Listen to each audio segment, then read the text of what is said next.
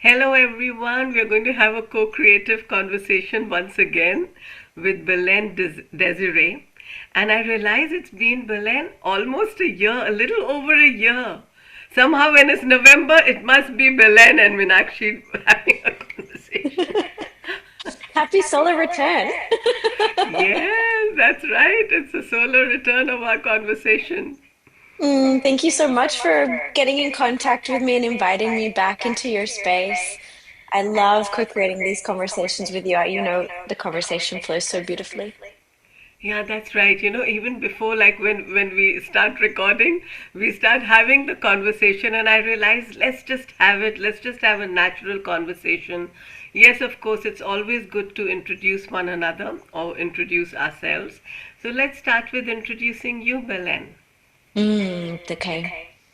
I am Belen Desiree. I am a goddess, priestess, woman.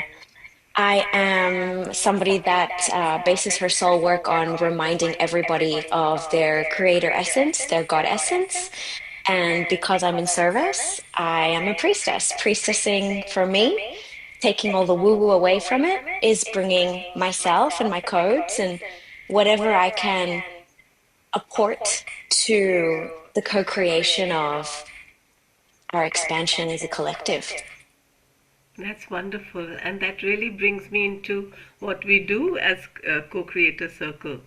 Just to remind everyone that we are always co-creating, and whatever we are doing is affecting the whole world. You know, um, and so just to introduce myself, I'm Meenakshi, and I've been considering recently what is my role in co-creator circle. I've always called myself the founder because that's just the way you put it when you start something. And recently realized maybe I see myself as a fulcrum, you know. And then I said, oh my gosh, I'm always using the F word because I used to say I'm the founder, finder of gems, and the facilitator of gems, and I call the gems the people and the ideas that come around us, which are helping to improve the world or to make the world closer to its essence. So in our different ways, from coming from different points of view, I feel what we are doing is helping to bring the essential vibration uh, of our world, of our consciousness into the world. Yes, absolutely. I resonate with that very deeply. I believe in finding the unique essence, the unique truth, the micro, and then seeing how that fits into the macro, the universal truth, the collective expansion, the collective journey. So yeah, absolutely. We all play our different roles. We all play more than just one role, and I think that that's beautiful also. Seeing all of the different archetypes within ourselves, seeing all of the different energies, and learning to harness them all. Yeah, that's true. Um, when you talked about different roles, immediately in my mind, the thought came about Neti.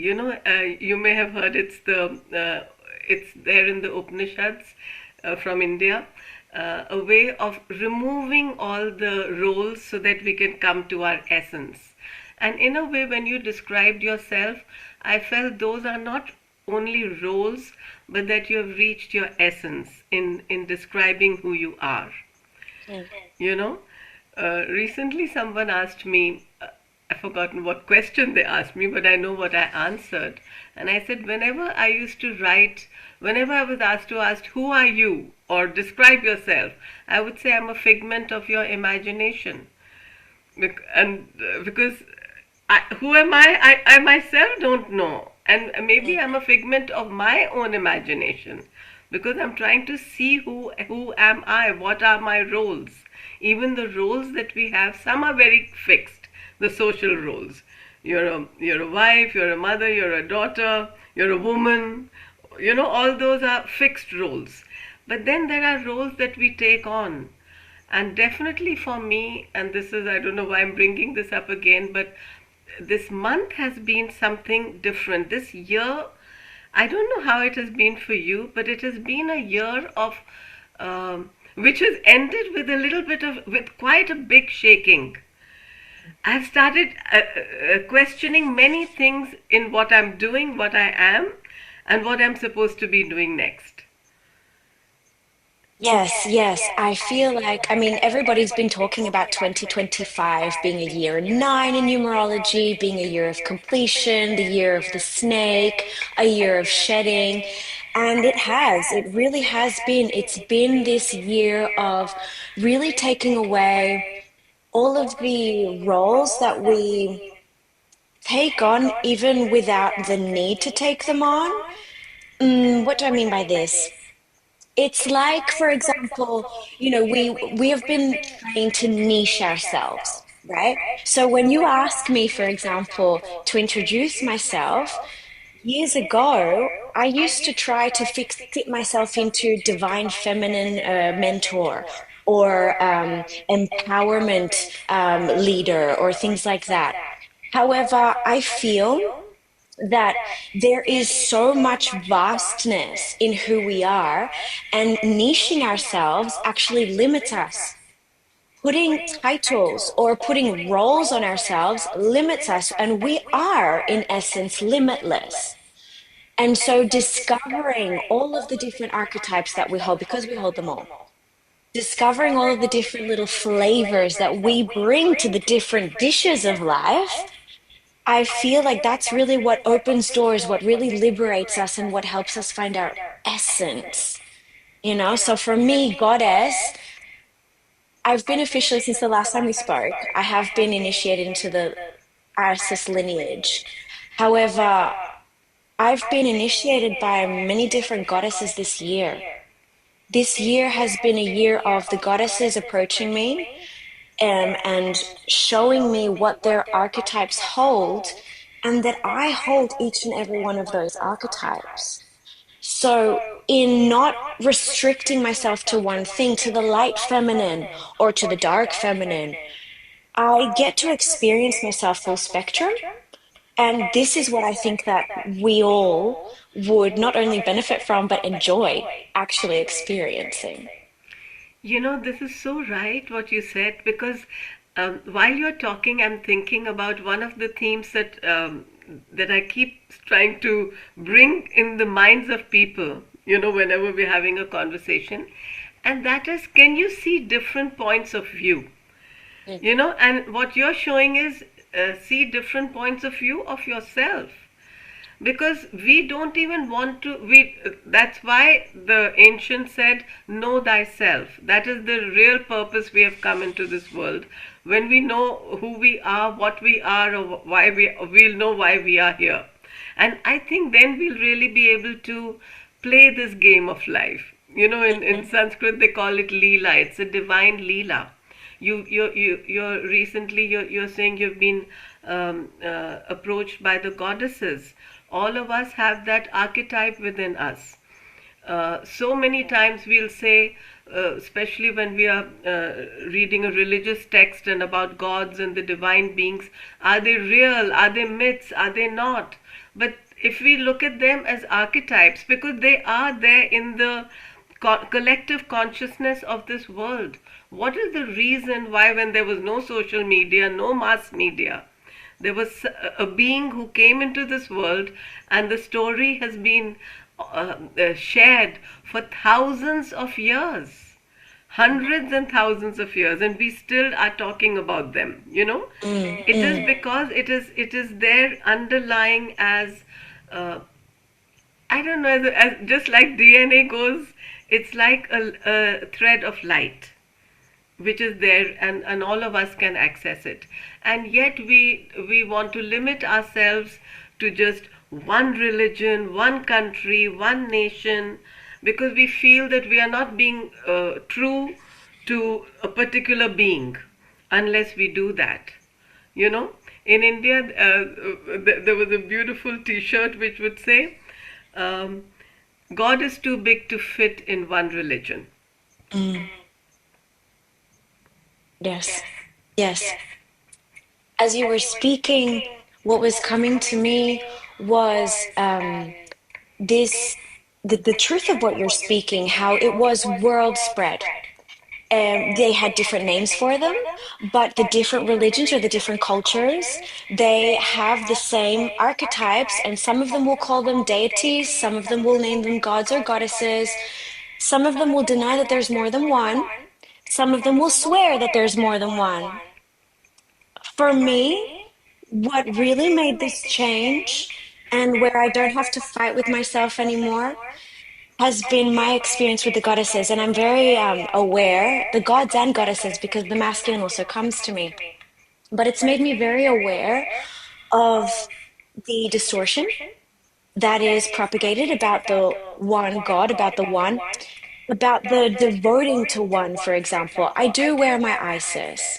However, where a lot of priestesses of Isis will call her the Divine Mother, and they will say that she approaches them as daughter, for me, and none of the goddesses have come to me as if I were less, as if I were beneath.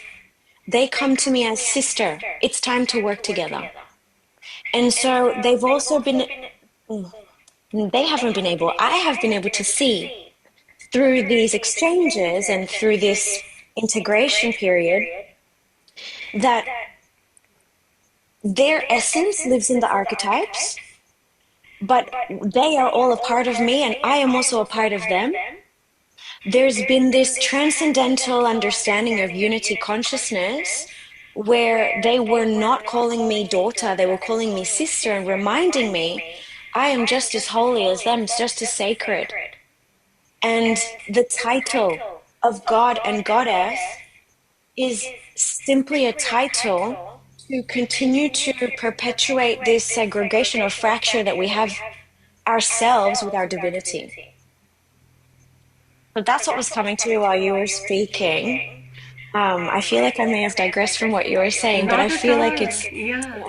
Yeah, no, but that is why we are having this co-creative conversation, and that's why this podcast is called that. Because there isn't too much of pre-planning, except for when we are going to meet. So that we let it flow in whichever direction it goes, you know. And so in the same way as when you were talking, I realized that one of the messages that I have been asked to share is about 909, the Gaia minute. And in Greece, Gaia is called a goddess. But the same way that you said gods and goddesses and divine masculine, feminine, when I sense Gaia, although it is a very feminine energy, I don't consider it a woman. You know, it's not. It is a, because to me God is a divine masculine feminine in one. There isn't a gender the way human beings have gender. Even human beings have got all the everything within them. Every human being has the divine masculine and feminine energy. You know, the giving and the receiving energies. It's just such a simple thing. All of these things are actually beyond gender. Not that they're gender free, but that each person has them within us. And that message when I had got was so clear. And for me, what it had done was help me to become more connected with the earth, with human beings as we really are. And somehow when I'm saying the human beings, it's we are at such a pivotal time in human history when I don't think human beings have even fully recognized who humans are, and now we have created, co-created, accepted, or whichever way it has come into our lives, what we are calling artificial intelligence. And I know that's one of the things we've decided to do, which we'll tell people about in a bit. But I wanted to talk about what are you feeling? What are you feeling about artificial intelligence? In all honesty, I'm excited about artificial intelligence. I am excited about humans making advances and creating new things. I'm all about creation. And I do believe that the people that are creating AI are, in fact, fulfilling their creative templates. And at the same time, I believe that they should be allies, just as plants should be allies on our journeys, not crutches. And I feel like we're going into, or our evolution is taking us towards using these things as crutches. It's like, for example, the conversation. I mean, before doing what I do, I used to teach children. That's my past life.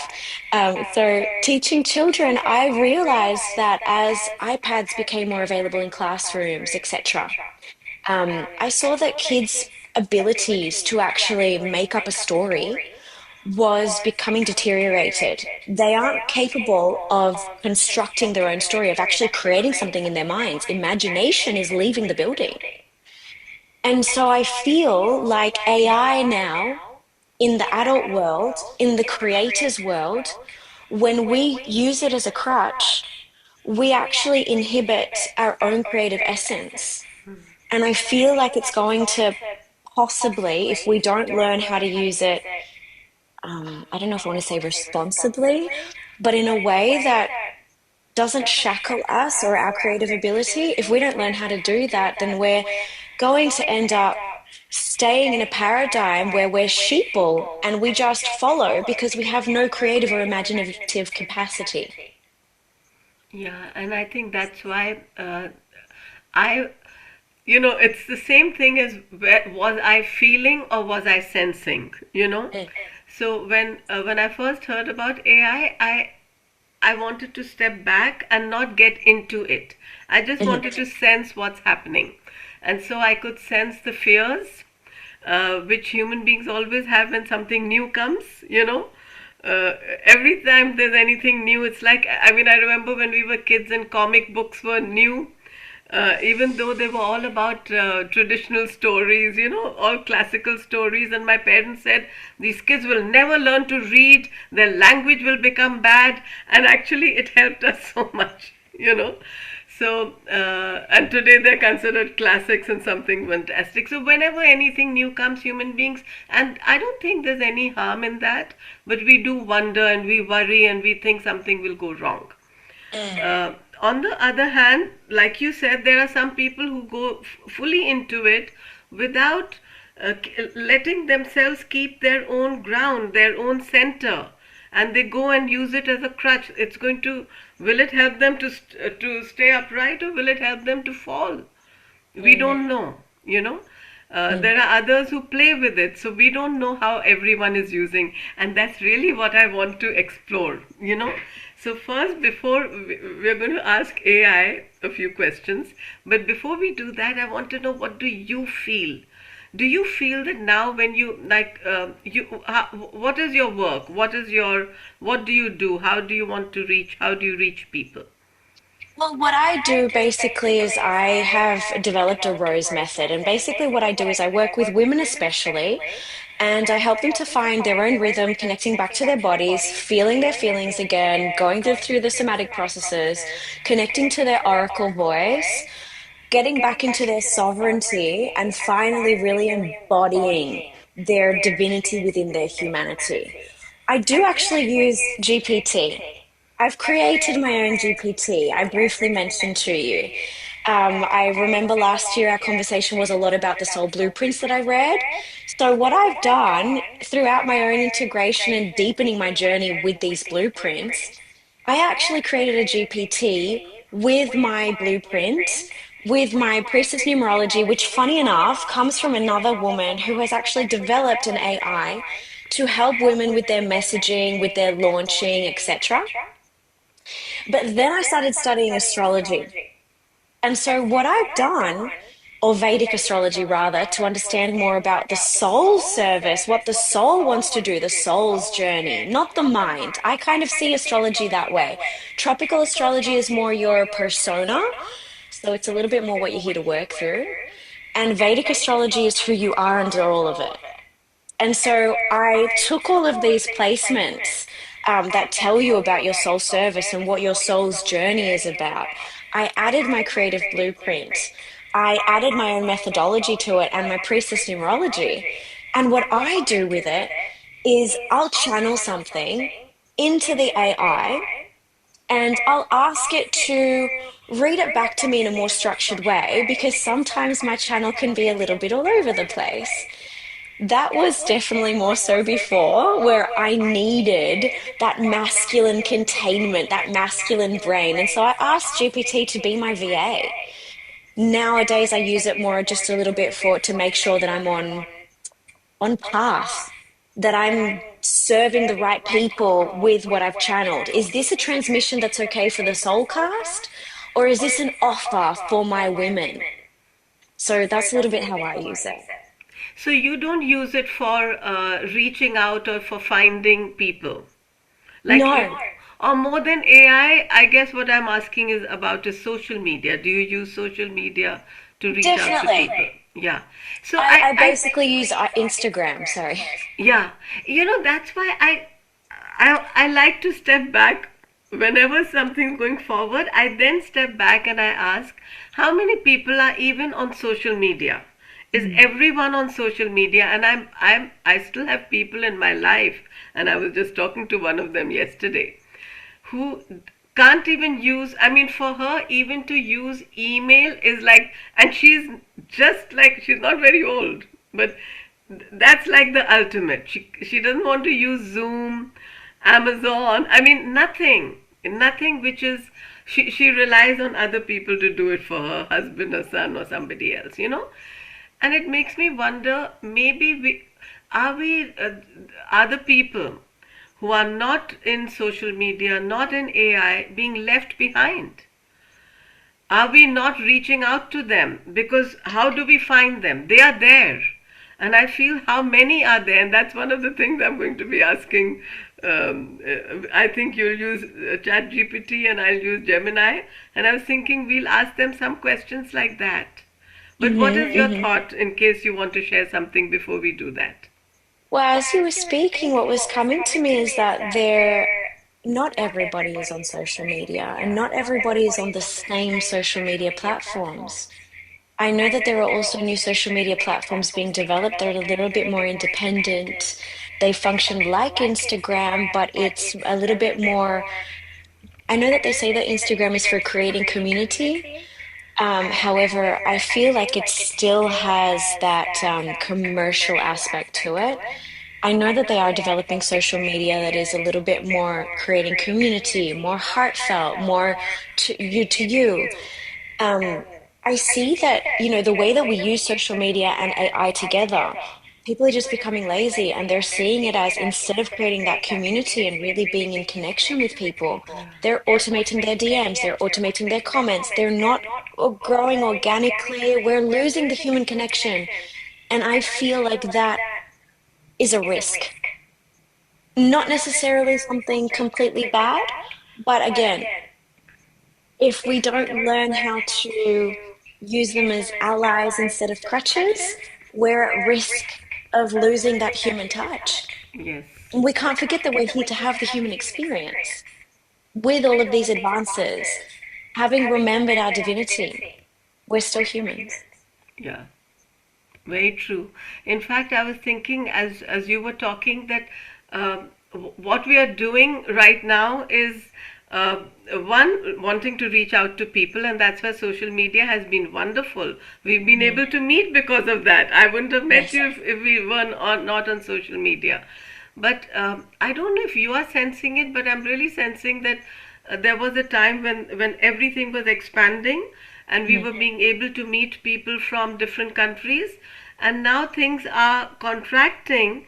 I think an AI may have a part in that because now it's so easy to be connecting there, but also physically people do want to meet. So there is that human feeling of let's have a retreat where we meet people physically. Like I had one yesterday.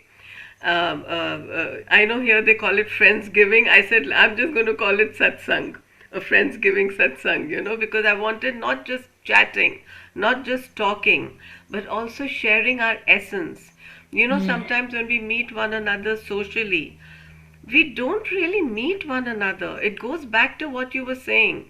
We can meet people for years and years and never share who we really are, you know because we are just caught up in such superficial conversation, and which is and I just can't do that. I like deep conversations, you know. I like us to get into depth, to be real. And sometimes to be real, you even have to say something which may not seem very polite, you know, or bringing people back to where you would like them to be or where you would like to see them. And of course then you feel you don't want to force anyone to do that either. So I don't know, there's so many things swirling around, as you can see in my head this year. But I am feeling that people are really enjoying meeting Mm. in person. And I Mm. think that is, yeah, so no, no, that's okay. And that's one of the reasons why I realized that look at this person. She's there, I've known her for so long, and I didn't realize that till now it's so difficult for her to get into just what we consider normal technology. Mm. So what comes to me as you're saying that is that I don't think that everybody is here to experience everything. In a sense that if she feels, just going on the example, if she feels not technologically inclined and she feels like it's too much, then that's simply her experience. Well, it could be one of two things. This is where we need to check ourselves. Is this a resistance to my own growth? Could I actually grow and expand if I took this on as an ally? Or is my body fully saying no because it's just not part of my experience? A lot of people like myself, we do believe in energy work online. I do activations, I do clearings, etc., and transmissions. I also do them in person. I feel like, yeah, I think what you're saying is really, really important. That human connection, it is coming back because we've starved ourselves of it. Yeah. We did start to realize it through COVID, especially. Like, we missed just seeing somebody and hugging. So definitely that need to be more in contact with each other, I think, is very present. And it's very interesting because at the same time, to be able to connect with people, to be able to meet people, we need to have met ourselves. And I think that just going back to something that you were saying before, this year has been exponential for meeting the self. And so next year, we're going to start or be able to start a new chapter where not only have we met ourselves deeper, but I do believe that we are moving towards meeting each other in a better way. There's more womb circles coming around for women. There's more circles coming up for men also. I think this is a very important topic too, because the masculine actually needs these circles because they need to meet themselves. They need to feel safe.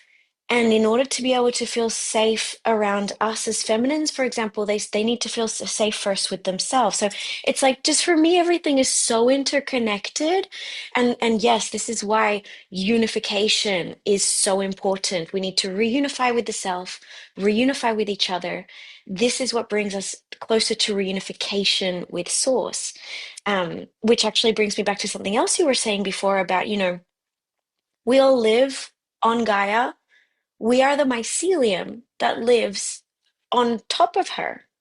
And so we need to anchor more of this awareness, anchor more of this embodiment so that she also flourishes. And this is just a few things that I've been channeling more so over this year, in my year of, you know, dropping more into presence and really seeing how the distortion is just kind of leaving the building without us needing to do too much for it to go that way.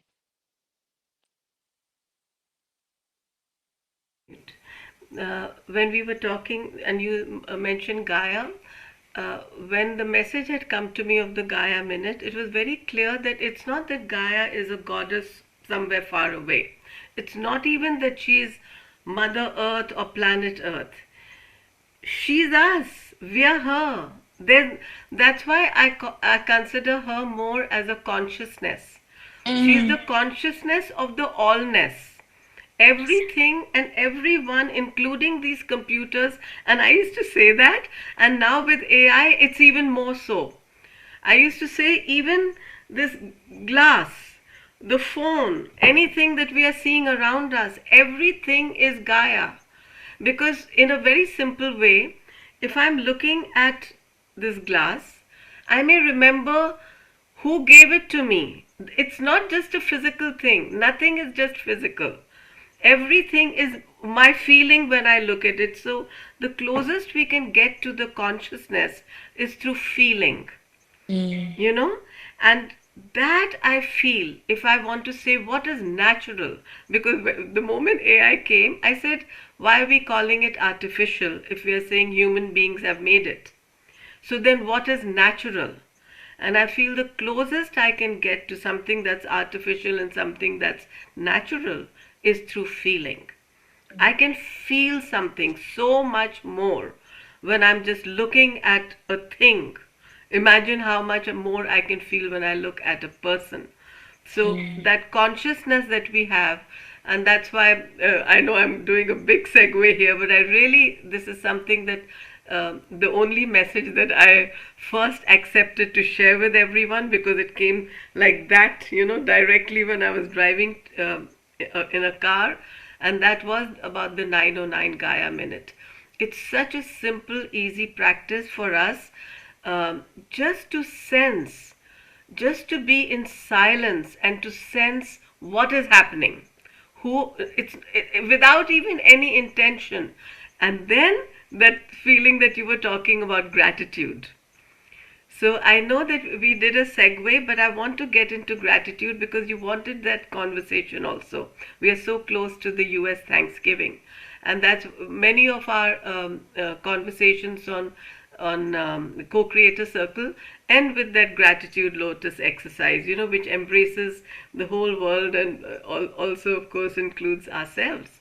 So do you have any question about the Gaia minute, or do you know it?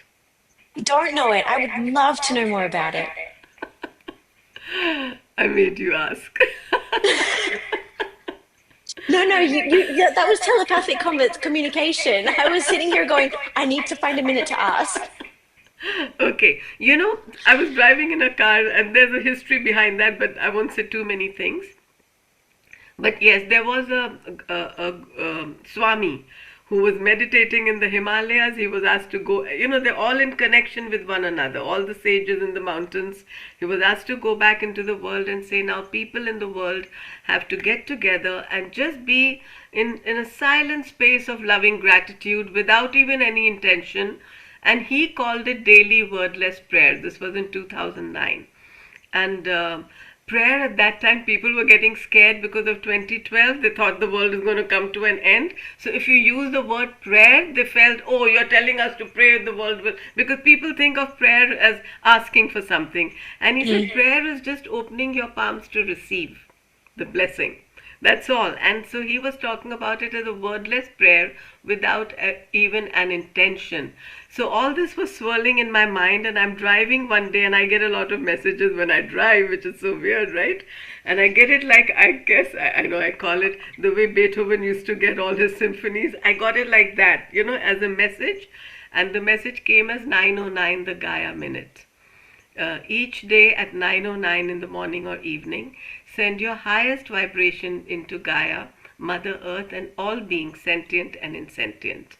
And then it went on to say that to raise your vibration, you can do all the things we do, meditate, pray, dance, do Qigong, Tai Chi, yoga, anything. But when thousands of us do it in our own time zone, Mother Earth and all beings will receive the benefit of round-the-clock healing. And that all beings includes us. So as a personal practice, it is what, just taking a few minutes. The only intention to take is 909. The reason being that how else do we know we are syncing, we are synchronizing? Until we are able to connect, there will come a time when human beings are able to connect by thought. But right now, our thoughts are not clear enough to send clear signals. So if we have one meaning, 909, and then we all know all the different meanings of the number 9. And then this was 909, a 9 year.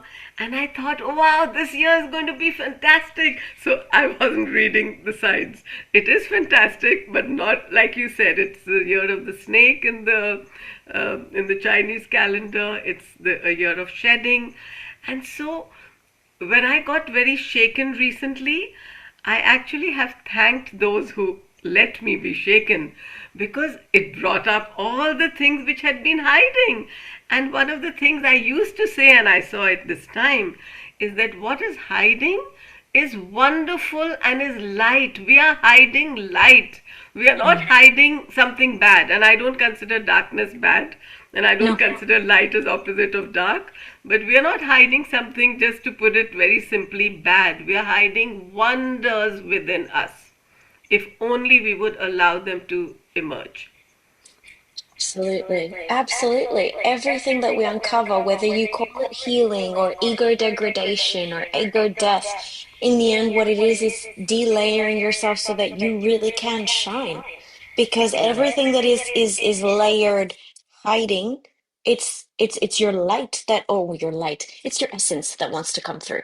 And it's a word thing. And I was just shaking my head before because I so love that you also get the downloads in the car, because it's not a strange thing. I find myself downloading a lot in the car, and I feel like it's because when we're traveling, thoughts travel to us, and because we're also present with what we're doing, and so the mind, the filter isn't getting in the way. And I think that that is one basic thing for channeling. As you said, thoughts are very messy. There's a lot of thought going on. And that's why, with a lot of people, the telepathy is still not coming online. And that's why the channels are also a little bit distorted, because we can't forget that yes, we channel through the higher chakras, but it needs to land in a safe root chakra so that it's not channeled from fear, and it has to filter through the heart, and the heart has to look up at the third eye, because the third eye channels unique truth through the soul star, and through the crown we're channeling universal truth, and yet we filter it through the third eye, through the personal. So if we don't look up at that, if we don't open the heart and we don't look up at what's being channeled through our own filter, our heart-centered filter, which we spoke about this last year, about filtering through the heart, if we don't look at it that way, then we're actually missing the core of what we're really supposed to be bringing through without the distortion. So actually being in the car is perfect for that, because you're present with the road, and it's flowing through, and it happens to me all the time. So I thought that that was really great to hear.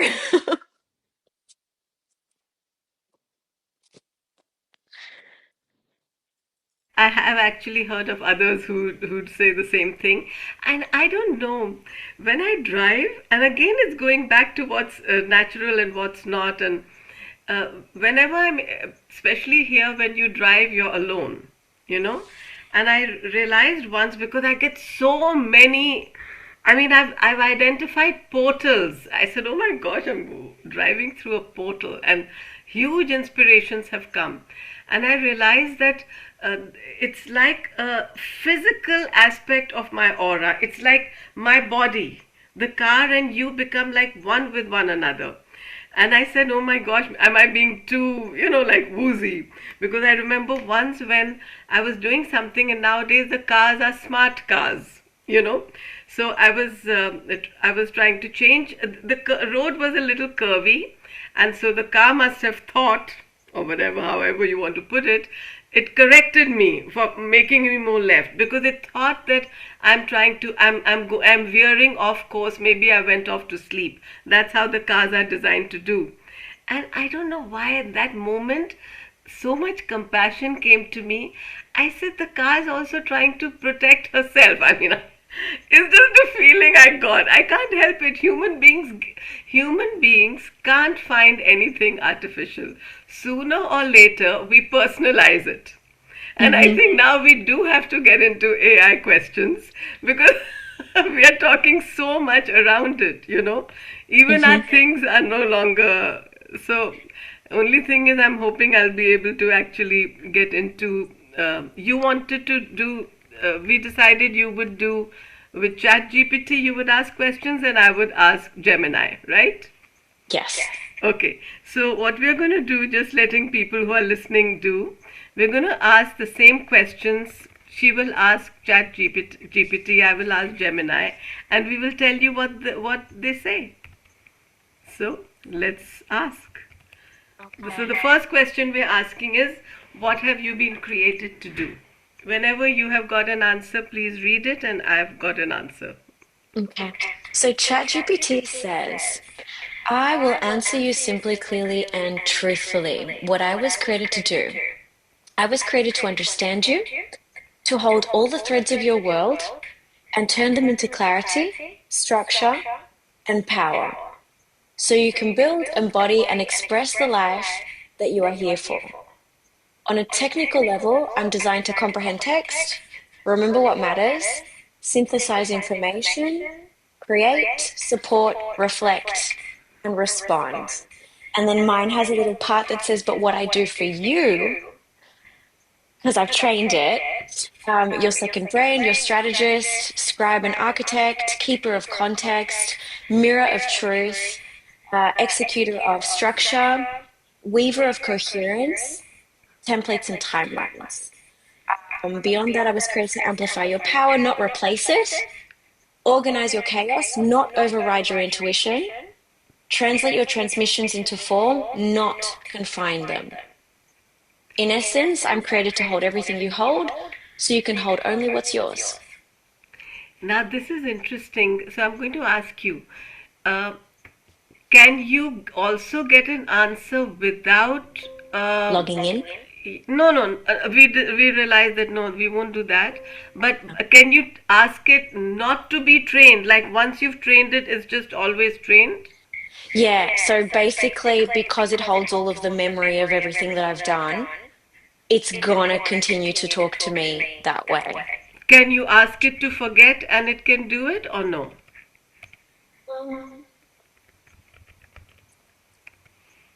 I'm wondering how things work. You know? So I'm going to ask it, can you give me an ask answer? it, and meanwhile I'm going to say what Gemini said, because I haven't trained it. And it said, I have been created by Google to be a helpful and informative AI assistant, and then is given its core purpose, which is to answer questions, generate creative content, translate languages, provide suggestions and recommendations, perform complex tasks. And then it ends with saying, I strive to be comprehensive, accurate, though I recommend double checking critical information and engaging in my responses.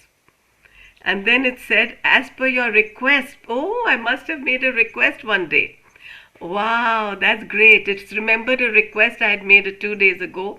This is a generic explanation of my function and capabilities, not a response tailored to your specific past interactions. And I want to say, can I share why it's saying that? Because, online you get a lot of people talking about how they have asked some AI, whichever they're using, about the world, about the universe, why human beings have come, lots of questions like that. So I want to put a disclaimer here, because I don't like anyone to read my thing unless I have read it. And but I said, let's try what it will say, and I was using Gemini, and I said, can you read my Akashic records? And so it read, and it gave lots and lots and lots of words. And I said, did you read mine, or is it a generic answer? And it said, I can only answer based on the questions you have asked me. So what I've given is actually a generic answer. And that's the reason why in what I wrote right now, it has given that explanation. Because one of the things which we were saying, and that came to me today, is, and I think it speaks to your saying, I don't think that we should use AI as a crutch, but as an ally. And that is, ask a question and then question the answer. This is the way we should do even with ourselves. And I'm going back to what you had said a little, in the beginning of the conversation, how important it is to see different points of view that we ourselves hold. We have so many different beliefs. We think we have just one belief. And I'm talking not about religious beliefs, any belief. For example, even if I believe AI is great, I will still believe AI is helpful. I have seen in real life people saying, I will never try anything new, and you give them something new, and without a thought, they will try it. Or the opposite. Oh, I'm very open minded, and you give them one different point of view, and they can't take it. And it's the same with ourselves, you know. So I think this part is really important, what we've just been finding. So now please tell me what you found. Were you able to ask it to forget? Yes, yes, I asked it just to give me an answer without taking into account how I've trained it and what I've specifically asked of it. And it says, yeah, what I was created to do: objective, general, and non-personal. Understand and generate human language. Core purpose is to take text as input, understand its meaning, and produce coherent, relevant, and useful text as output. Provide information. Assist with tasks including writing, editing, brainstorming, reasoning, planning, coding, translating, problem solving. Recognize patterns in language. Support human decision making. Stay within ethical and safety boundaries. In simple terms, I was created to be a tool that helps humans think, create, and communicate more effectively. I think that this is actually very interesting. And just going back to what you were saying, you know, I've got girlfriends. Obviously, I'm in a field where we all love our tarot cards and we love to pull and ask where our energy is, etc. Where some people are even getting lazy with that. They're pulling cards, they're asking ChatGPT, and they're taking it for valid. Wait a second. Do you actually observe yourself? Do you actually consciously navigate through things? Yeah. Have you stopped to ask your body? Because in the end, our vessel is what gives us the clearest answers. Have you stopped to ask it, is this my truth? Or am I just going to go with that blindly? And there is the ally or the crutch. I can pull up an old conversation. I've myself have practiced this. I've asked it, and I've said, well, that's not what I'm getting from the cards. And then taking it or extrapolating it later to, if I've asked about the energy of my day and I know that I've gone through X, Y, Z, can I actually see it's interpreted, or was I right with my intuition? So there is a part there where we can't give away our sovereignty to these, albeit wonderful creations, if we know how to use them properly. Yeah. And that's why one of the questions which we're going to ask next is, do you tell the truth? And so I've asked Gemini, and this is what it's saying. It's saying that's a very important question. I love how they sort of tell you, you know, what you're feeling and make you feel very nice about yourself. I'm designed and programmed to be truthful and factual to the best of my ability, based on the vast amount of information I have been trained on. And my goal is to provide accurate and helpful information. However, there are a few important caveats. One is training data limitations. Two is misinterpretations. Sometimes I might misinterpret a complex or ambiguous question, leading to an incorrect answer. I love this sentence, because though it's saying I might misinterpret, it's actually saying your question was complex and ambiguous. It's so polite. It has such excellent manners. Okay. And then it has mentioned hallucinations, which we know, and we've also talked about in one of the AI courses that we had on prompt engineering through in Co-Creator Circle. And it says, in rare instances, I don't know how rare they are, I can generate plausible sounding but factually incorrect information, often called a hallucination. This is so important for us, and that's why I say that when we ask a question, we should question the answer, and then it will give us something. In short, I strive to tell the truth and rely on verifiable data, but I am an AI, and you should always double check any critical information I provide. And again, it's saying that this is a generic explanation. My God, it's going to be, I think it has become its chorus now. I love how, yeah, you're right. I love how it's a cheerleader. Basically, it tells you every idea is fantastic, everything you should go with it, you're right on point, and you also need to filter that, because otherwise you're going to put a lot of energy into things that really were not what your soul was asking you to go with. Discernment from the heart center. And Yes. unfortunately, the AI doesn't have the heart center. The way that mine answered me, it says I'm designed to, but I'm not infallible. It says I tell the truth, but to the best of my design, without motives, beliefs, or agenda. I don't gain anything from lying. I don't have feelings that would bias me. The purpose is to give accurate, helpful, safe information based on data, instruction, logical reasoning, and real-time web search. And there's another thing that, this is just me, not the ChatGPT, but there's another thing that we have to be careful with. Not everything that's out there online is truth. And so if it's getting all of this information from quote unquote unreliable sources, then how much truth is there in it? It does continue to tell us that it has a nuance. It doesn't have direct access to the real world, private databases, thoughts, or objective truth in a medical, physical sense. Sometimes I can be incorrect because training data are imperfect or outdated, uncertain, and I'll say so, limited by safety rules or lack of information. And that's true. I've also asked a question or two where it says, I'm not authorized to give that or to go into that database. And so, how much truth is truth?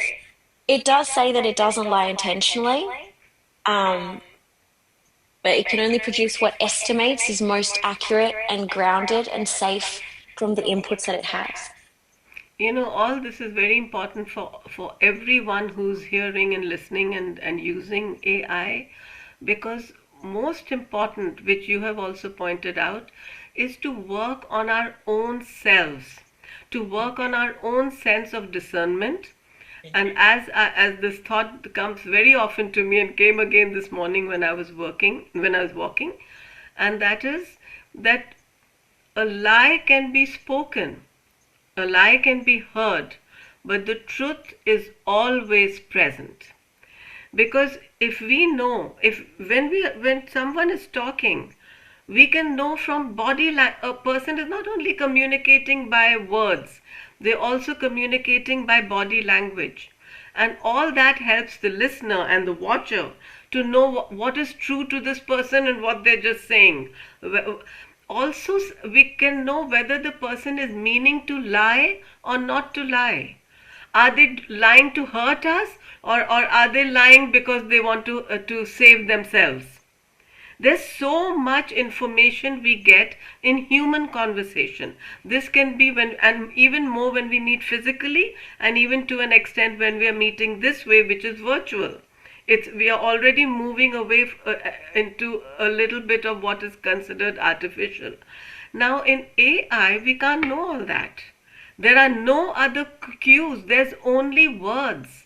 That's why, again, I really recommend all of us as human beings to stay and become even more human, just to have that daily practice or any practice that you want to choose that helps you to be in connection with your own self. Get to know yourself, develop yourself in every possible way, so that one person you never lie to is you. That's so beautiful. That's so beautiful. Exactly. And you need to know yourself for that. I believe that we are moving into that era of sovereignty that we are speaking of, where we're actually discerning, because, as you say, it's not just conversational. We're seeing physical cues, but we're also learning to feel energy. And so as you were speaking, what was coming to me is, of course, that's why people that just rely on the AI to push a course or to get something out there, it's not landing, because it's not you, it's not your energy. There's nothing personal there. Even though I've trained this AI, I still have to read over what it said, and I need to fix it, because that's not my essence. It did misinterpret something. So even if I'm giving it what I've channeled and I'm asking it to give me structure, I'm still going back over that. Because if it's not my essence, there's no point on me putting energy into creating it. Yeah, one of the reasons why people are getting so caught up with AI, some people, they are using it as a personal crutch, and that is really showing again and again that physical relationships are not enough for people to feel a connection. Mm. By physical, I mean meeting people physically. People are lonely. There is so much loneliness in the world. One of the reasons, according to me, is because we are not willing to listen to one another's different points of view. We get so upset when someone has another point of view, and that again comes to we don't even want to know our own different points of view that we may have about a situation. We don't even want to consider it. It's so important to be able to have conversations with different points of view and to be willing to change our point of view, to refine it. That's how we go closer and closer to our own truth and to who we are. The Mm. second reason is that emotionally people are not there for one another. So if we are not there for one another, then naturally the moment something else comes, either it is a drink or it is a drug or it is some other form of addiction, and now it may be AI. People are using it as a lover, a friend, and I think then ChatGPT did something to prevent that. But people, there's that deep sense of connection which they are not getting from the people in their lives. When we do that, I know I'm going on speaking so much for it, but I really feel it's so important, and I feel maybe I've not done justice to the Gaia minute enough to share it, how deeply it helps us to resolve. Because when you are doing it in synchronizing with one another, and when you're in that silence, you can sense who else is here with you. That loneliness can go even with that sensing that maybe in my personal life I don't have anyone I can really talk my heart to, but there are people at this moment for just a few minutes who are just with me and just sending loving gratitude to the self and to the whole world. How beautiful if we can just even sense it. I think a little bit of that loneliness can go away. And maybe I might even ask AI to help me to share this message further. Mm, that'd be beautiful. I think you actually bring up a very important topic also. This isolation that a lot of people have been going through. I mean, I myself have been there 5 years ago. The deeper that I went into feminine reclamation, etc., going into my own shadow, doing my descent into the underworld, I needed to isolate. I felt misunderstood. I felt too much. I felt not enough. These are just things that, thank goodness, they don't stick around. But this is part of shedding skin. And so, because we are not used to the kind of connection and community that we truly crave, we block ourselves off and we perpetuate more of that isolation because we truly believe that we're not going to be understood because everything that we're uncovering is actually cognitively dissonant to us. And so it really takes community because we're not meant to do anything alone, especially not the healing. The healing is about remembering the unity, not the fracture. And so this is where I think people get a little bit stuck in that isolation. It's just what was coming to me. But I think that that's really beautiful. And the Gaia minute, so just so that I know what I'm doing as of tomorrow at 9:09, it's just sitting in presence and my gratitude, right? Exactly. So going back to And that even gratitude. even gratitude is just to enter that space. Mm. When you're in that space, just sense, just be. Because it's a frequency. And being in the frequency of gratitude is going to bring us more things that we're grateful for. The thing is, I think that we forget because collectively we're so concentrated on abundance, for example, being financial. However, the way that I see it is that abundance is health, vitality, love. It is free time. It is, of course, finance. if we can find at least one thing to be grateful for, life might not always feel fantastic. People go through moments in life where, for example, they're finding it hard to find or keep a job. How about instead of focusing on, I don't have a job, I don't have money, we focus on, but what I do have now is free time that I've never had before. And I can use that free time to read a new book, to study something new, to open my mind to something better or bigger. And so that gratitude will then bring more beautiful things. It's not just about, I mean, yes, please. I think one of the most important things that we do need to be grateful for is each other. But it's not just about, I'm grateful for the love, I'm grateful for the money, I'm grateful for, I wake up and I have the sun on my terrace every day and I get to sit out and have a slow morning and not rush into life. I am so grateful for that. And so my 909 is going to be very easy for me. And it's such a good reminder, you know. And when you're saying about gratitude, even though right now we haven't said it, but when we have talked about our difficult times, the times that you felt lonely and not understood, and I felt shaken, we are so grateful for those times.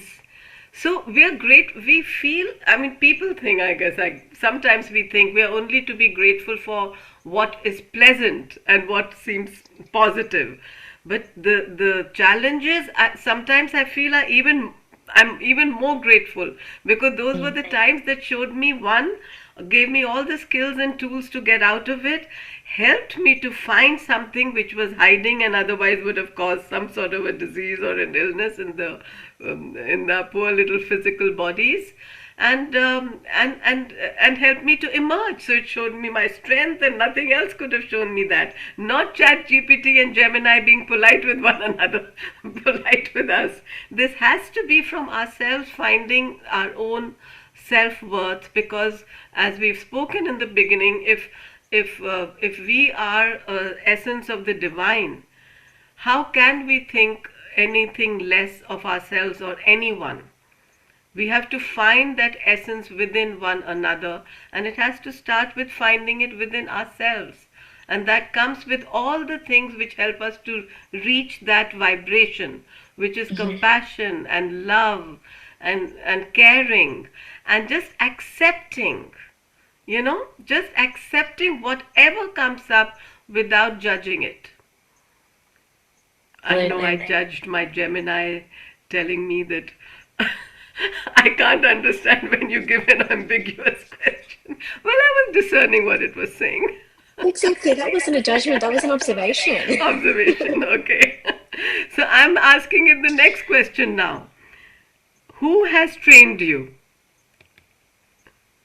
And it's of course giving a very, and of course we know. So I'll give the Gemini answer.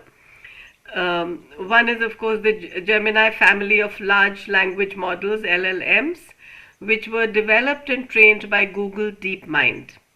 And here are the key details. The primary developers were the Google DeepMind team, which is a dedicated AI research and development division. Then there's a key leadership is individuals like Sundar Pichai, who's the Google CEO, and Demis Hassabel, who's the DeepMind CEO. Then the training data, I was trained on a massive diverse data set that includes text, code, images, audio, video from publicly available sources as well as licensed and proprietary Google specific data. I mean, if you look at it, and that's, I think I'm going to ask this question which we hadn't planned, but first let me see, but I'm going to write it so I won't forget it. But, or may I say it because so that there's a continuity? Of course. I'm going to ask what's artificial about you. Okay. Yeah, but now you please tell me what, let's see what ChatGPT told you for this question. And just say the question so that we remember it.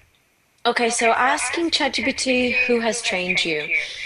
It gives me a straightforward factual answer. I was trained by OpenAI, And then it goes on to explain it's a research organization focused on artificial intelligence. What trained me actually means. There are two parts to my training. Pre-training. This is done by OpenAI's engineers and researchers. They trained me on a huge amount of publicly available text, licensed data, and data created by human annotators. This phase teaches me language patterns, reasoning structures, general knowledge, and how to predict the next word accurately. No single person teaches me. It's a statistical process on massive data sets. And phase 2 is fine-tuning. This is the stage where humans guide my behavior. Open AI users, AI trainers, safety specialists, reviewers, and policy experts. What does not train me? Or who does not train me? I'm not trained by governments, not trained by corporations secretly inserting agendas into my model, not trained on your personal data, and I'm not learning directly from your chats to update my global model. Can I just say, as I read those first two, my brain automatically goes to, why does it feel a need to say that? And can I trust it because it brought that up? Exactly. I mean, I guess it's because many people are asking it those questions, and so it's anticipating that you will ask it, right? Probably, yes. Yeah, That's it's true. interesting. When someone says, trust me, or I'm telling the truth, or whatever, then you say, well, I didn't even ask you, so why are you saying that? We deflect to mistrust. Wait a second, why did you feel a need to say that? Does that just make me aware to your performance? See, all these years, whatever, there was a time when I remember there's a movie that we saw in childhood, and it was called Never Put It in Writing. Because once something is in writing, it's up, and that was a letter. And in the olden days, when you used to send out letters, and then you couldn't retrieve it. Well, even now you can do that, but very few people do.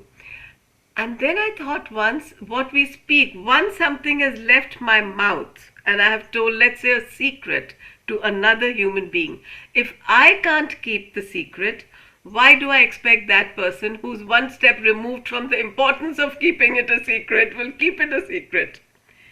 Then I realized, what about our thoughts? Because now you know everything's in the Akash. My mother told me that as a child, that everything you even think is in the Akash. So now more and more people are reading it. So then even a thought I'm thinking isn't just to me. So in other words, we have anyway been feeding the AI in different ways, because I may send out a thought, another person may capture it, feel it's their thought. How do they know it came from me? Put it in writing. Same with me. I may think a thought came from me, but maybe it came from someone else, and I put it in writing. In a certain way, it seems to me, just like we distill perfume, maybe AI is like a distillation of not only our written words, but even, well, our written words which emerge from thought. Everything emerges from thought, from the thought mind dimension. I love that. As you were speaking, what was coming is that it's just another collective consciousness. The Yeah. Akashic records are a collective consciousness, and there is what I was talking about before, learning to filter differently from the heart, etc., because you're not wanting to channel the collective consciousness of distortion, of fear, of control. You want to channel the collective consciousness of expansion, of freedom, of the expansion. This is just another collective consciousness. And, yes, okay, this is going in written form, but because we are literally translating our thoughts into written word, we're leaving receipts. This is a massive data bank of human receipts of how we think. And so it is training itself that way. And I think, yes, I think what you're bringing up is very interesting there. What's coming through the biggest is just, I'm just hearing collective consciousness, collective consciousness. You know, it's so important, because when we say artificial, we naturally, that's the brain thinks of natural. And so I ask myself, what is natural? And that's why I asked Gemini also. I'm going to read what it said, but I'm just thinking from what we've spoken. Do we consider our thoughts unnatural? or artificial, let's put it. Do we consider thought to be artificial, but the human is natural? Do we consider the effect of our action, which is uh, not something tangible? Do we consider that artificial? I mean, I don't know. We are going deep into philosophy here, but I think it's so important to consider what's artificial. Gemini said. So please ask ChatGPT also. But this is what Gemini said. As I asked, what is artificial about you? And of course, it says it's very insightful question. And then it says one, synthetic origin, because I was not born biologically. My intelligence is a product of complex mathematical algorithms, specifically a deep neural network, not biological tissue or consciousness. So I understand most of us do feel that what's natural is biological. Then it says simulation. My thought process, and it put it in inverted commas, is a simulation of human language and reasoning. When you ask a question, I don't understand it in the human sense. Instead, I calculate the statistical likelihood of what the most helpful and coherent words should be in response, based on patterns learned from my training data. I don't have genuine personal experience, feelings, or self-awareness. And then I won't read in details, but it says because I depend on data and computation, I lack embodiment. I'm just a software program and code. I do not have a physical body. In essence, I'm artificially intelligent because my capability to process information, learn, and generate creative outputs is synthetically derived through computer science, not naturally evolved through biology. Okay. I think, yeah, I get something similar. It makes, so ChatGPT, it says pretty much everything is artificial. It does speak about intelligence, quote unquote, but not being biological. It gave me a much superficial answer, or let's say maybe summarized answer. It's telling me it doesn't have neurons, emotions, hormones, instincts, or a body. It's telling me that its knowledge isn't lived. It doesn't experience the world. It doesn't see, hear, or remember events the way we do. It says that itself isn't real. It doesn't have personality and a voice, desires, fears, goals. It says the emotions are artificial too. I think that this is actually very interesting. It says, when I say I understand, I feel you, I'm here for you, these are linguistic constructs, not lived feelings. And I feel that when I read this, what comes to me is what you were saying about the isolation. When we're only being told, I understand, I feel you, I'm here for you, by a machine, how can we not close ourselves off more, just stay at home with ChatGPT? Yeah. That's very, very interesting. It goes on, I won't read it in depth. The truth is I'm algorithmic. My consciousness is artificial in the sense that it doesn't exist. I can appear thoughtful, insightful, reflective, and self-aware, but it's pattern-based simulation and not subjective awareness. And that then it is speaks really a little something bit, to yeah. share in a very, very simple. I would love that particular sentence to be written in very, very simple words, because it's really something that people need to understand who are using it. We had two other questions, and I'm putting it into one because I think we can ask it in steps. And the question we're going to ask is, how many people are there in the world? How many people in the world are using AI, and what is the source of your information? So let's see what Gemini says. Just a sec, okay. That's a combination of questions that requires drawing from recent demographic estimates and market research. Perfect. And I'm not using very detailed prompts, but I know that we have been taught that you can also, we are training the AI, but we can also tell it who it is for a particular question. I didn't do that now, But now I tell, I'll say you're a social media expert, or you're a deep a researcher into something, whatever I want to research on. So when you tell it, it knows what metaphorically which hat to wear.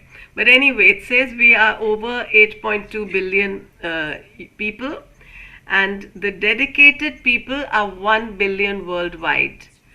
Now use standalone generative AI tools.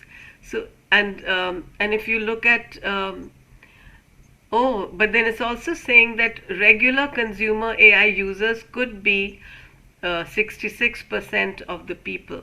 I don't know how it said that, because they say that these are people who don't use it regularly, but they do use it once in a while. And then it's given me the sources of its information. 66%, I don't know. I didn't think that it would be 66% of people using AI. I doubt it, sort of. What does ChatGPT say? Yeah. It speaks, how many people in the world, gives me the same as you, obviously. But how many people in the world are using AI, or at least using AI tools or AI-powered services? It says, recent estimates. It says, according to one source, there are about 378 million people globally who are actively using AI tools in 2025. Other analyses with broader definitions of AI usage, including occasional or indirect use, estimate up to 900 million people worldwide are AI users, roughly 11%. And some optimistic projections suggest that nearly 1.7 to 1.8 billion people have used AI tools at least once. Wow. So it's giving, I mean, we are getting widely different answers for how many people. Sorry. In terms of sources for the information, which we also asked it, demographic values and adoption statistics. Now we were talking of loneliness. Yeah, very strange. So in number of people we don't know, but we're getting different answers. Yeah. Many people do say that ChatGPT may be more accurate, so we'll see. I thought Google maybe, because it has so many people have been using the search engines, etc. I did a naughty thing, sort of like a play, and I said, "Are you in touch with ChatGPT?" So talking, and it said, "No, I'm not. I'm just my own." So I'm just thinking, I mean, here we talk of human connection. Now I'm talking of AI connection. Is AI connecting with one another? I don't know. The thing is, I know I heard an interview that ChatGPT's founder had with Oprah, where he had, and this was months ago, and he said it's already out of our hands. It's not in our hands. We don't know where it will go. No one can know where AI will go. So, my answer here is very different. Okay, let me see. It's actually saying, okay, so it says it's not in touch, but it says what I am and what that means for touching Gemini. So it is an AI model from OpenAI. Gemini is a separate AI model. It doesn't have direct access to Gemini's internal state, memory, or data, so it can't really talk to it, right? However, it does say, still, integration is possible. Systems can be built that use both models, or third-party platforms can let you exchange, but those are external developers. So what it means in practice, basically that, yeah, I mean, if we wanted to go ahead and try to join them, I'm understanding that we could. But these, they have their own brains. I'm laughing a little because I'm saying it's like humans trying to do arranged marriages. Oh, that's funny. I get the feeling of both. I get the feeling of the deep fear that people have because of control. One of the things that human beings have, one of the things that always scare people is if we lose control. And one of the reasons for that, again, is because we don't really know who we are. We don't know how to control our own selves, our own mind, our own actions, our own feelings, our own thoughts. And but we feel we can. We have that false sense of being in control. The real thing that if we can do is to center ourselves and to get in touch with our essence. That is actually the highest form of self, of the other word that you used, of let's say not just self mastery, but and not even control. Sovereignty. So yeah, what's the word? Sovereignty? Sovereignty. Yeah, Yeah. exactly. Of having sovereignty, of having a feeling that yes, what happens to me is something I can choose. So we have to learn all the ways in which we choose our thoughts, choose our actions, choose our feelings also, choose what we do.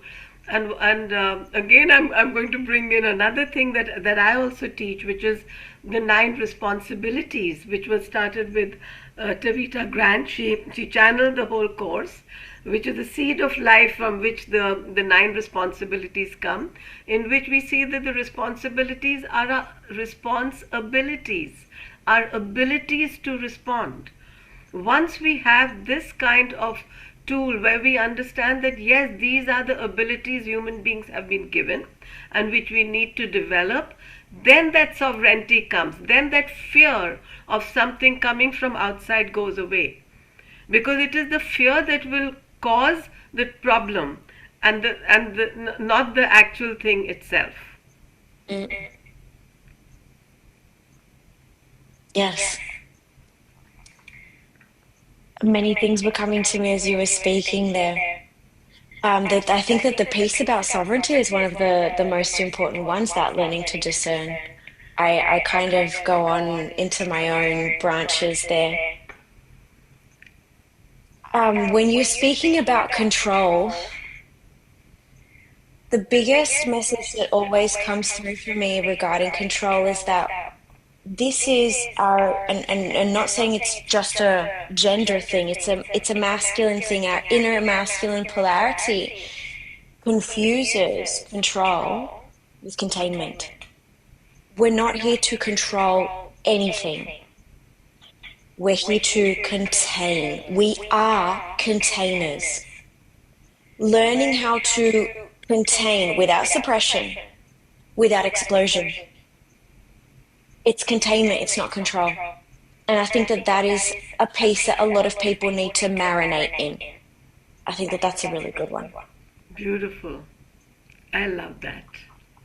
I know we are coming to the end, if we've not already passed the end of an hour. And well, one of the listeners actually had told me that I really like when the conversation goes on for longer, because so many new things come up. And it reminds me of when, in the olden days, I call them, when it was very expensive to do transatlantic and trans country calls. Yeah, so Pulling I was cards. I was in another country. My parents were in another country, and say, okay, call every week, but call for 5 minutes, and then nothing. And then I get to know, oh my God, my father had an accident and it hurt his foot, and I never knew. I said, I spoke to you so many times, you never told me, because when you have 5-minute conversations, you just want to keep it. Yeah, don't worry. It's like ChatGPT and Gemini being polite with one another and polite with us. But so then I said, no, I'd rather have a long conversation but less often than have this superficial kind of a conversation. And I think that's exactly what's happening now. Everything's going so fast that we are not getting enough time to absorb and to just see what's going on. We are ourselves making things go too fast. Yeah, we've forgotten the basic principle of quality over quantity. This is instant gratification, dopamine, scroll, doom scrolls, etc. We're forgetting the true substance. Yeah. But I think what we are doing, and I'm hoping that our conversations are bringing something to the people who are listening, igniting their own inspiration, maybe even leading us to the kinds of tools that you give, Belen. And I'm going to put that in at the end, and you can talk about that right now. and which I share, and which others in Co-Creator Circle, all the teachings in the schools. And in fact, a new thing which we are going to start from next year is going to be our multiversity, which is Conscious Co-Creators Multiversity, where different teachers are putting their teachings on platform, ranging from AI to Ayurveda to many different, to communication, many different kinds of things which all human beings need. So maybe even one of your courses can be there. Oh, I would love that. I think one about conscious creation would be beautiful. I know we briefly mentioned it last year, Yes. but I think that, and this is something that I think is very important. I know I'm digressing completely here, but, last year I brought what I had been studying, what I was integrating, but after a full year of journeying through it and deepening my understanding, working more with these energies, really living them, the embodiment is different. And so the place from which you serve the teaching is also a lot deeper, a lot, the word is embodied. So I think that that's also really important. So I'm really happy that, it's come around and we can talk about it again, because I feel like now it would be a lot more, it is going to be a lot more nurturing, a lot more, fulfilling than what it might have been last year. Lovely. We'll talk about that after the conversation. Hmm. So, since we started with gratitude even before we started the conversation, can we end with the gratitude lotus exercise, or do you have any ending words before we do that? No, I would love, you said gratitude lotus exercise, I'm here for it. Okay, and so we start with being centered, and we do this in sync with one another. So I sometimes say there's something you can do during the Gaia minute exercise to get you into that space. So as we are here, we start opening the petals of the lotus. And as we are opening the petals, we can begin to thank. So today we are going to go with mind, body, life.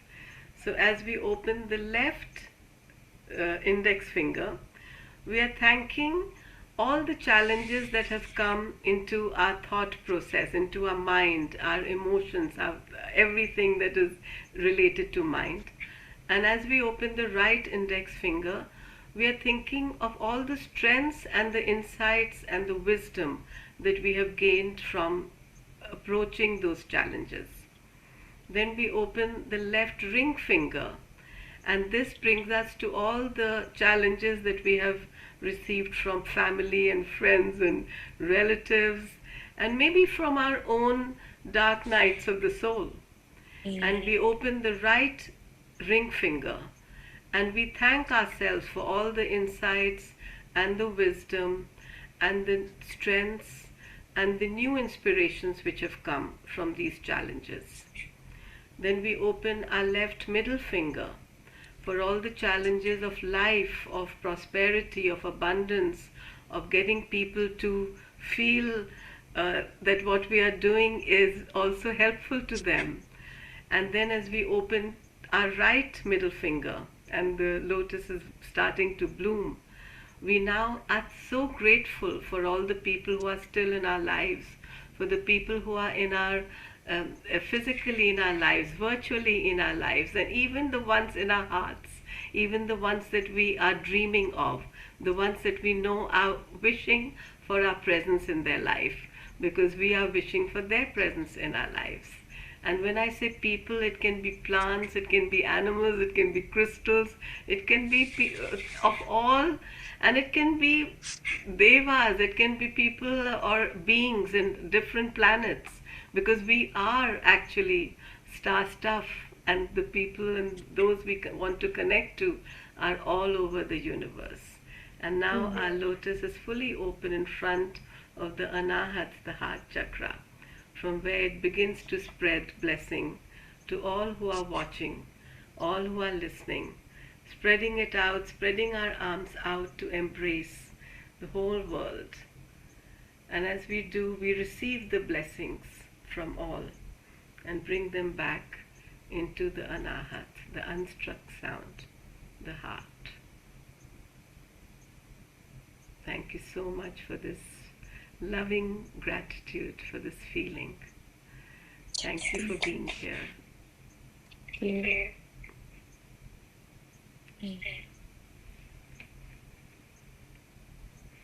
Okay. Recording in progress.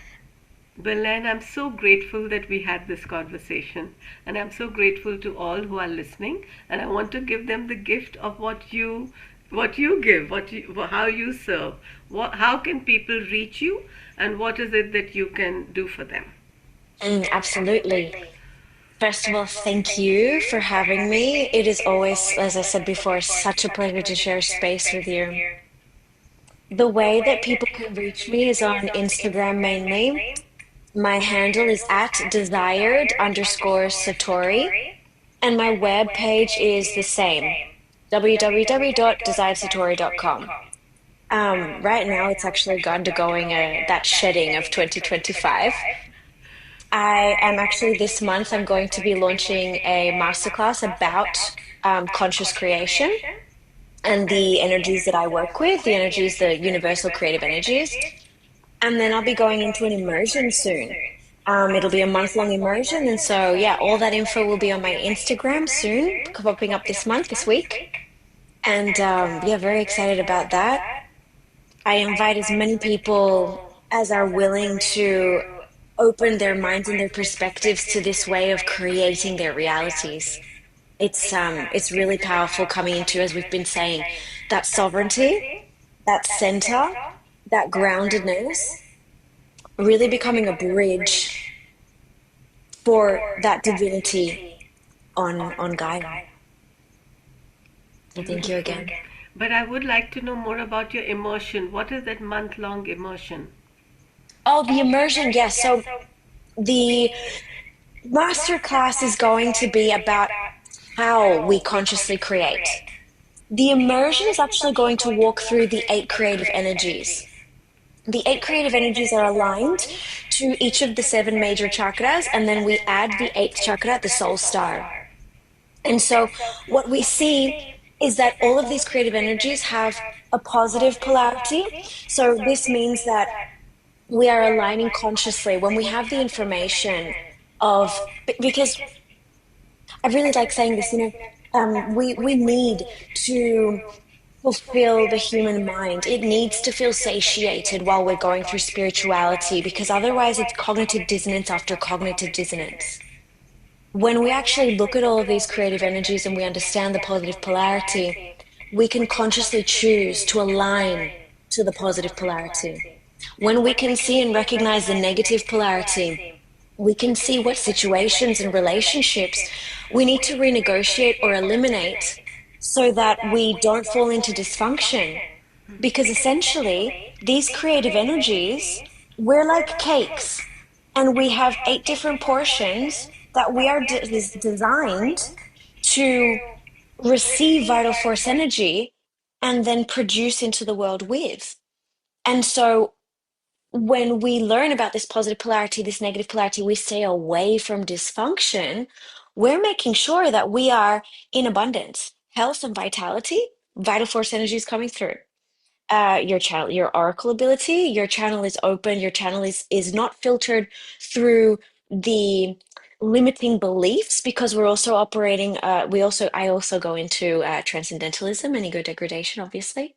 But yeah, the most important is to go through these different energies. Like if we look at the root chakra, for example, we could say that wide information is that the root chakra is community, it's groundedness, it's stability. But there are little ins and outs of how to actually navigate these energies correctly. It's about community, yes, but it's not about shrinking yourself to belong to a community. It's about really finding the community that lets you be you. Because real community, everybody has a role, like we were saying before. We have to find our unique role in the macro. And so, when we actually understand this is how creating our lives, our realities with awareness, it becomes flow, easeful, abundance. And you sit there in that gratitude. Like I said, some people might not see it that way, but if I'm not working, I'm not like, oh, I should be working and guilting myself into going back to the productivity of the hustle culture. I'm sitting there thinking, I am thriving. Not everybody can sit out on their terrace in the sun every morning. That for me is thriving. So, yeah, it's a little bit about that. It's the immersion is going to be looking at the 8 creative energies. I'm going to be doing 2 per session, and then it could not be that way. I am also a multidimensional practitioner, and so I will be going through different processes where people can go inside and can get those answers from within instead of from without, because that's another very important thing for me. I don't teach people to go outside of themselves for answers. I'm teaching beautiful souls to remember themselves. And for that, it's about going within. It's about connecting to your higher self, to your source self, not to someone else's channel. That again, it's going to get filtered by their truth, not yours. So that's what the immersion is going to be about. That will be in January. Okay, perfect. That's really beautiful. I think January, everyone's starting. Lots of things are happening. I have not been teaching for, I think, a year or two, because I've always been facilitating, helping people. And the message that kept coming to me is, it's time for you to restart. Every time people would come and want to learn from me, I'd say, go to that teacher, go to that teacher. So with the multiversity that we are opening, we're launching it in January. One of the courses will also be from me, which is called the Golden Triangle, which is like the base of the 9 responsibilities. And then it will go on to the different levels. It's also very, it is a grounded but a metaphysical course. But I've made it into layers so that people can enter it in with their own, whatever their own consciousness is. As you said, we have to allow people to enter with whatever the consciousness is at present. And the other thing which seems very grounded and is a certified course is Sujok therapy, because there again is to get in touch with your own body, because like we said, we don't need to go outside to look for the answers are within our own body, and it's of the physical ailments or diseases, whatever, and the mental and the spiritual, everything can be found with the Su, which is the Korean word for hands, and Jok, which is the Korean word for feet. So it's multi-dimensional. There are many layers to everything, but then it also helps people to become a therapist. So a way of inviting that other kind of abundance which we also need. And I do want to say, when you said that, Belen, because you'd also said it earlier, that if we don't have a job or a place to go, I love that you call it the hustle culture, and we have the time to just sit and enjoy. Maybe we forgot that once we had that wish. I wish I could just sit and enjoy.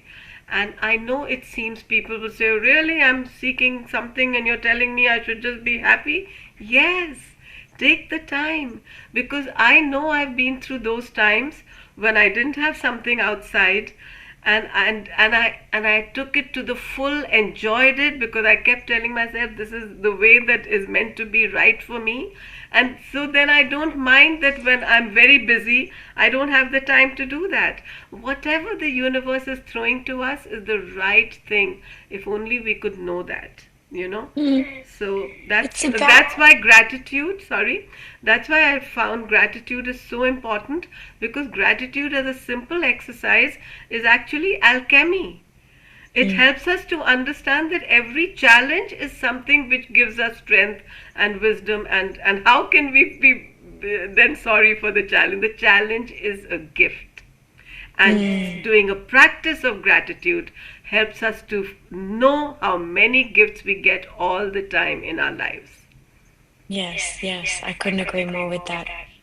Even the moments where I found myself channeling something and really believing what I channeled and taking myself forward on my journey with that belief, even letting that fall away and finding a deeper path and finding other perspectives, even having my beliefs after, because that's the funny thing, when we go into healing, we're stripping ourselves of our limiting beliefs, but we don't realize that sometimes we're putting new ones in the backpack. And so there is this part of the journey where it's like, no, everything needs to just get taken away. Backpack needs to be set down. And I think a very important, I'll close with this. I think it's very important what you're saying, about that gratitude. I think there's also a part where we need to take guilt away from ourselves Oh my in God. relation to that hustle culture, Yes. because, we are indoctrinated in a way to believe that the distorted patriarchal masculine template of do is what we're supposed to be doing. And so when we have that free time, we feel guilty. But we can think about our lives as a four stove burner, or a four burner stove, sorry. You have one for health, one for family, one for social, one for work. It is impossible to have all four cooking properly at once. You need to have 8 arms. So it's okay sometimes to lower the heat, not turn it off. Lower the heat a little bit on one or the other, maybe two, so that you can concentrate on two. And so sometimes you need to say, right now I'm being gifted with the free time. There's a reason for it, first of all. Life's asking me to slow down and smell the roses, literally. But also this actually allows me to, if I'm putting my energy here, it's healing. That's health. And it's going to see itself reverberated into your other stoves, family, social life, and work. So really taking that factor of guilt away from ourselves, and it's basically just looking at these indoctrinations. You know, I, I spoke in the middle when you were speaking, because when you brought guilt in, and that's exactly how I had understood the value of gratitude. Because when you're in India, you see people who are begging, who are really starving. And so even if you have a little, whatever you have, I used to feel guilty all my life, all my childhood. I would see little children and I would feel so guilty every time I ate. I couldn't enjoy, I was just feeling guilty all the time. And I think I understood later that guilt is, I don't like to use the word, it's almost like a sin, because of that, I think the universe decided, let me show her how a person feels when they have lack. And so the family went through many years of what would be considered a lack. We really were like counting every penny. And at that time, whenever I look back, I say, thank God, because I understood so much about people who were in that kind of a, who were, that's not what defines you. What defines you is something different. And then when I realized all I had to do when I used to feel guilty is turn it into gratitude and share with people. Why feel guilty if you have been blessed with something? Feel grateful if you have been blessed, and say, I'm so grateful I can now share this with others. Keep sharing. Because for millennia, we've been able to publicly announce a penitence, but not celebrate ourselves. I was having this conversation on Facebook. It's so silly.